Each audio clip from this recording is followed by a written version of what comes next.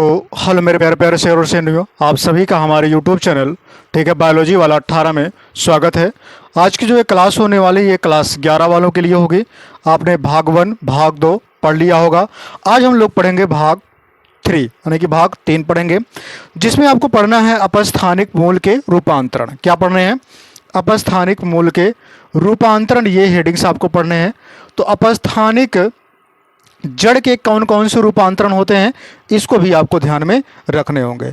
सबसे पहले अगर मैं बात करूं ये तो यहाँ पर ठीक है आपके हो जाएंगे अवस्तंभ मूल। क्या हो जाएंगे? अवस्तंभ मूल। अगर हम बात करें इसके पहले की तो जिसको बोलते हैं अवस्तंभ ठीक है मूल, क्या बोलते हैं? अवस्तंभ मूल में ये रूपांतरित होता है पहला वाला। जो ये रूपांतरित होता है, ध्यान रखिएगा, इसका जो निचला भाग होता है वो पर्व संधि में क्या होता है? उत्पत्ति करता है। यानी कि निचली, क्या लिखेंगे? निचली पर्व संधि ठीक है से उत्पत्ति होता है, से उत्पत्ति होता है। यानी कि ये सपोर्ट करता है। क्या करता है? सपोर्ट करने का कार्य करता है। इसके एग्जाम्पल में कौन आ जाएगा? तो गन्ना हो जाएगा। कौन हो जाएगा? गन्ना, मक्का, बाकी ETC। तो गन्ने का फिगर आप बना सकते हैं ठीक है इस प्रकार से।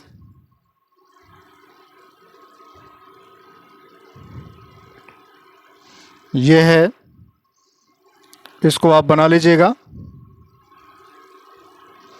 ठीक है, जैसे गन्ना बनाया जाता है। और ये इसकी जड़ें हैं ठीक है। ये गन्ने की पत्तियां हैं, कई सारे होंगे। ये है गन्ना ठीक है। अब उसके बाद मैं बात कर लूं यहां पर दूसरे वाले का, जिसको बोलते हैं अस्तंभ मूल। क्या बोलते हैं? अस्तंभ मूल। दूसरे वाले का नाम क्या होगा? अस्तंभ मूल कह लीजिए, या फिर इसी को बोलते हैं ठीक है प्रोप मूल। क्या बोलेंगे? प्रोप मूल। अस्तंभ मूल की अगर मैं बात करूं या प्रोप मूल की बात करूं तो ये क्या होते हैं? तो ये पौधे के ऊपरी भाग से, कहां पर? पौधे के ऊपरी भाग से, कहां से? पौधे के ऊपरी भाग से नीचे की ओर, नीचे की ओर ठीक है लटकते हैं, लटकती है। एग्जाम्पल में कौन हो जाएगा? बरगद। कौन हो जाएगा? बरगद। एग्जाम्पल में कौन आएगा? बरगद आ जाएगा ठीक है। अब उसके बाद समझिएगा, बरगद का जो है पेड़ बना लीजिएगा। यहां पर एक छोटा सा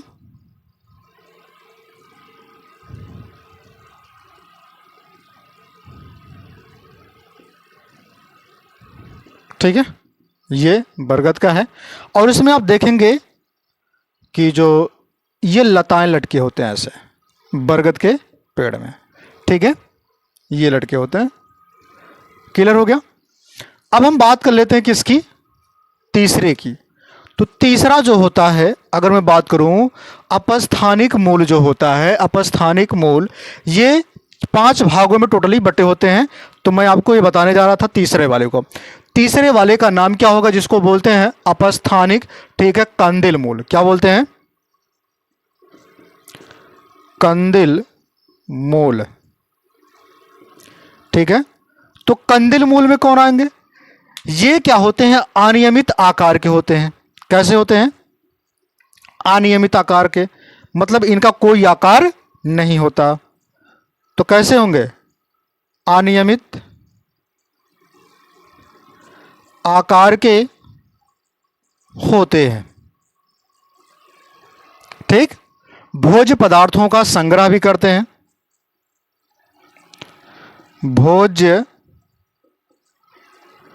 पदार्थों का संग्रह करते हैं। एग्जाम्पल में कौन आएगा? तो आ जाएगा शकरकंद। कौन आएगा? शकरकंद। ठीक है, इसका आप इमेज बना लीजिएगा।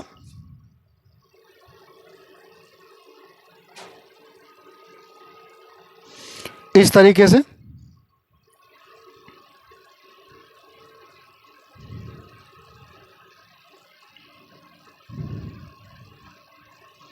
ठीक है।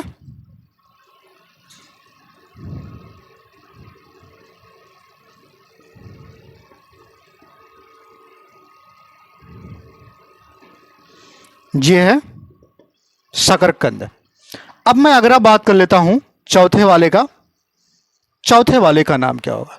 तो चौथे वाले का नाम होगा यहां पर गुच्छ मूल, जो गुच्छे के रूप में हो। गुच्छ मूल कैसे हो? गुच्छ मूल, या फिर इसी को बोलते हैं पुलकित। पुलकित मूल, गुच्छ मूल या पुलकित मूल। ये भी क्या होते हैं? अनियमित आकार के होते हैं। कैसे होते हैं? अनियमित आकार वाले होते हैं। ठीक है, लेकिन ये गुच्छे में होंगे। कैसे होंगे? गुच्छे में होंगे, अनियमित आकार के। और ये कैसे होंगे? गुच्छे में। एग्जाम्पल्स कौन सा आएगा? तो इसका एग्जाम्पल्स आएगा डहेलिया। डहेलिया, ठीक है। जैसे आप जानते होंगे कि जमीन के अंदर कुछ इस तरीके से डहेलिया वाले फल जो होते हैं वो दिखाई देते हैं।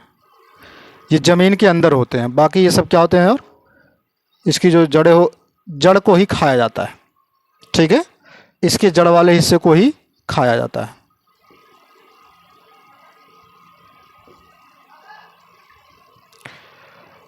ठीक है, तो यहां पर ये पुष्प मान लेते हैं, एक बना देते हैं, और ये डहेलिया हो गया। समझ में आया?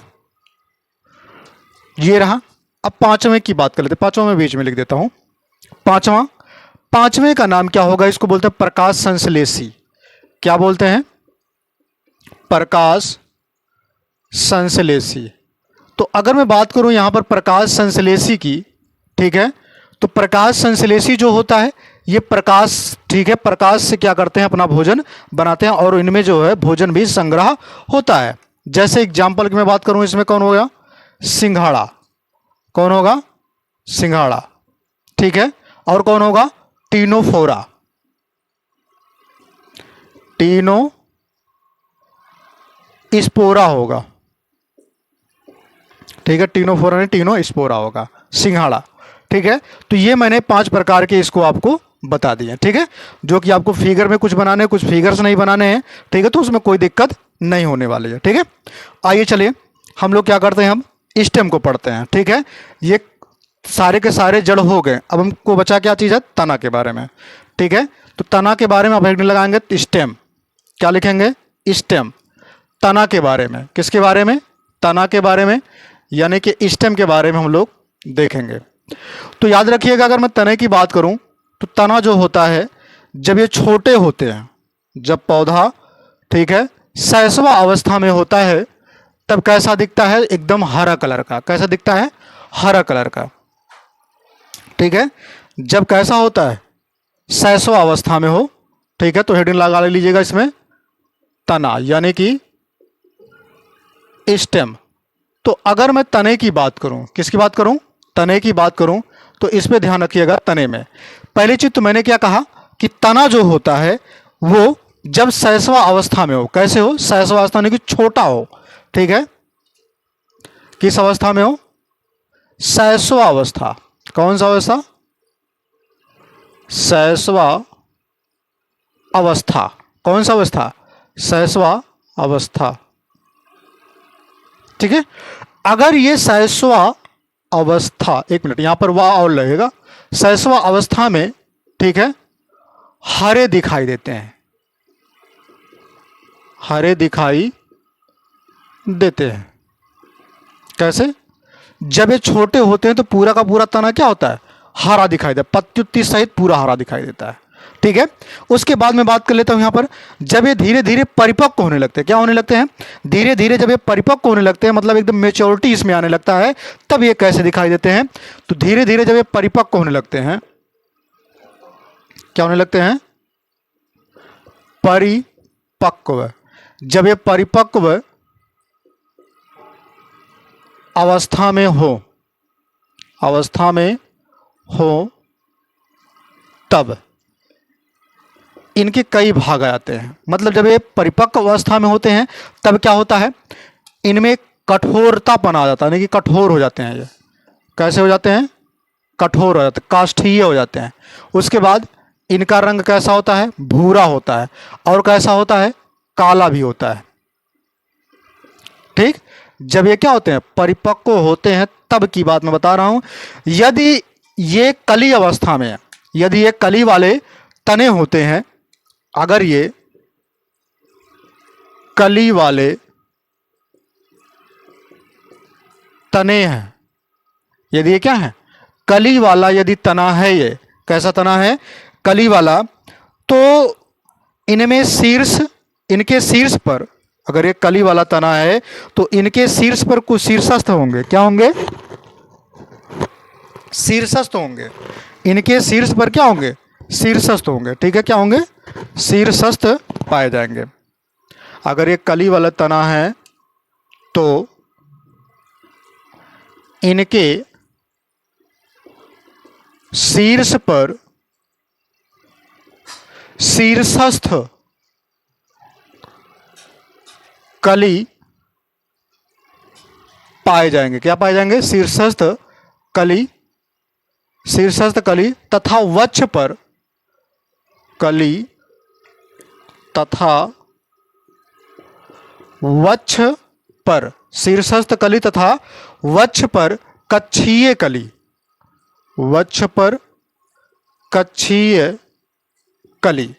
ठीक है, क्या होते हैं? ये पाए जाते हैं, पाए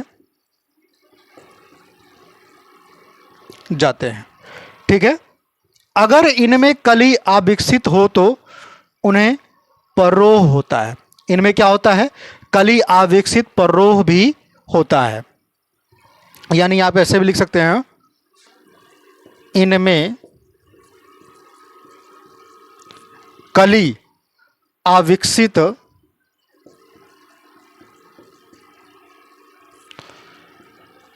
परोह होता है। ठीक, ये मैंने आपको तना के बारे में बता दिया। अब देखिए, समझिएगा, अगर मैं तना की बात करूं तो आप जानते हैं कि ये मिट्टी है, इसके ऊपर मान लेते हैं तना है। ठीक, अब यहां से क्या हुआ है? एक पत्ती निकली है।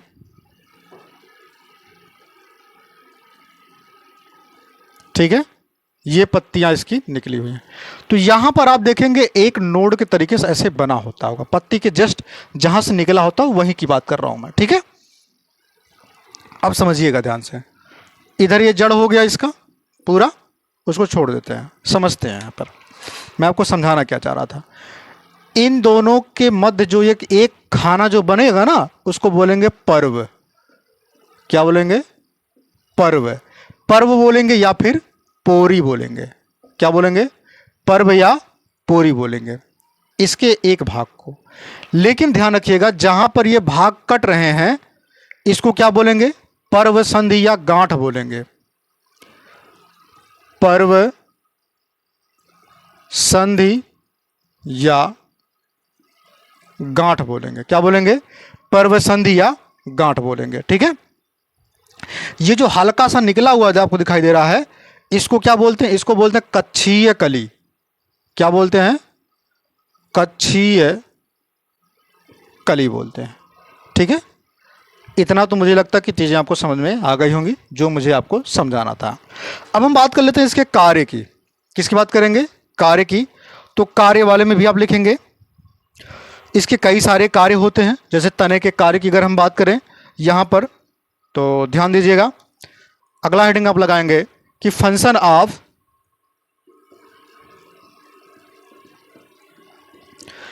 ऑफ स्टेम,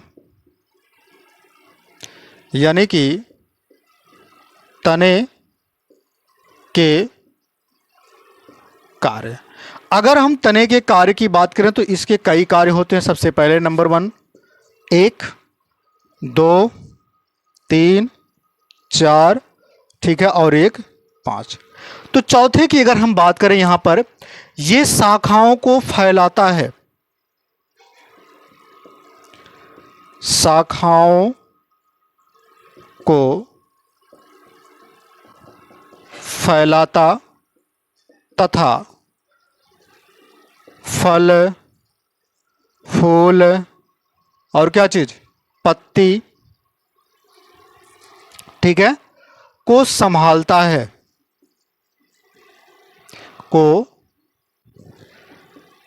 संभालता है। ये रहा। उसके बाद में बात करूं, ये क्या करता है? मिट्टी से जल, खनिज, ठीक है, तथा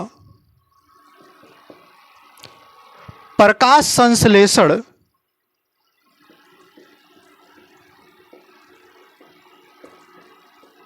प्रकाश संश्लेषण या फिर प्रकाश संश्लेषी पदार्थों का संवहन करता है,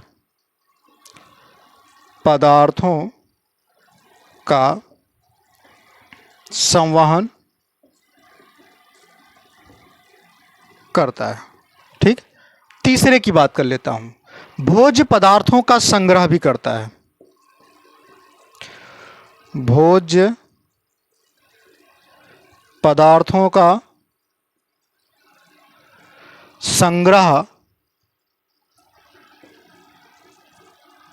करता है। ठीक, अगली बात कर लेता हूं, ये क्या करता है? सुरक्षा तथा सहारा भी देता है, सुरक्षा तथा सहारा भी देता है। ठीक, अगली बात, ये कार्य की या फिर कार्यक, ठीक है, प्रवर्धन, कार्यक प्रवर्धन में सहायक होता है, में सहायक होता है। ठीक, इतना मैंने आपको बता दिया। अब जो है आपको नई वीडियो में लेकर के आएंगे, ठीक है, तने के रूपांतर। अब तक आप लोगों ने जड़ के रूपांतर पढ़ा, अब हम लोग क्या करेंगे? तने के रूपांतर पढ़ेंगे, जो कि नेक्स्ट वीडियो में होगा। तो 3 प्रकार के रूपांतरण होते हैं, ठीक है, तो इस बात को ध्यान में रखिएगा। जाते जाते मैं आपके लिए 2 लाइनें कहूँगा कि ये दुख और दर्द सब तेरे अंदर है, ये दुख और दर्द सब तेरे अंदर है, तू अपने बनाए हुए पिंजरे से निकल तो देख, तू अपने बनाए हुए पिंजरे से निकल कर तो देख, तू अपने आप में एक सिकंदर है, तू अपने आप में एक सिकंदर है। तो वीडियो को लाइक शेयर कर दीजिएगा। जय हिंद, जय भारत।